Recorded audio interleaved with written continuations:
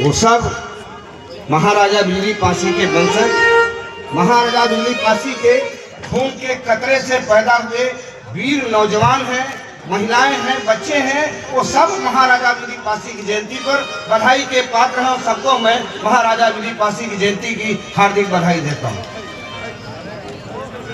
अब आपको हमारे संचालक महोदय जानते हैं कि मैं बहुत कम बोलता हूं और बोलने के लिए 1.5 घंटा भी बोल लेता हूं। मैं आपसे एक बात कहना चाहता हूं, हमने इतिहास के पन्नों में पढ़ा है और आप सबने पढ़ा है, इधर वालों ने भी पढ़ा, उधर वालों ने भी पढ़ा है।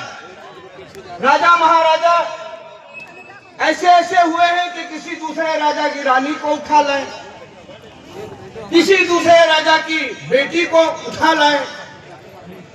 लेकिन क्या इतिहास के पन्नों में पासी समाज का एक भी राजा है जिसने किसी पर अन्याय अत्याचार किया हो, किसी का राज्य हड़पने का काम किया हो? नहीं किया है। इसलिए हम गर्व से कहते हैं कि हम महाराजा बिजली पासी, लखन पासी, सातन पासी के वंशज हैं और हमारा इतिहास दूसरे राजाओं महाराजाओं से बहुत अच्छा है। दूसरा इतिहास हमारा इतिहास। जब हम राजपाट चलाते थे तब भी हमारे से कोई शिकायत नहीं हुई, और जब राजतंत्र खत्म हुआ, लोकतंत्र आया, तब हमारे पहले राजा हमारे लोकतंत्र में बने भारत रत्न बाबा साहब डॉक्टर अम्बेडकर, और उनकी कलम से जो राजपाट चलाने का काम हुआ वो भी दूसरे तमाम नेताओं से लाख गुना बेहतर हुआ। उन्होंने किसी के साथ कोई भेदभाव नहीं किया, किसी के साथ कोई भेदभाव नहीं किया। कश्मीर से लेकर कन्याकुमारी तक, हिंदू से लेकर मुसलमान तक, सिख से लेकर ईसाई तक, तमाम लोगों के लिए समानता का अधिकार, आजादी का अधिकार, कहीं भी रहने बसने का अधिकार दिया। ये बाबा साहब डॉक्टर अम्बेडकर हमारे लोकतंत्र के दूसरे राजा हैं।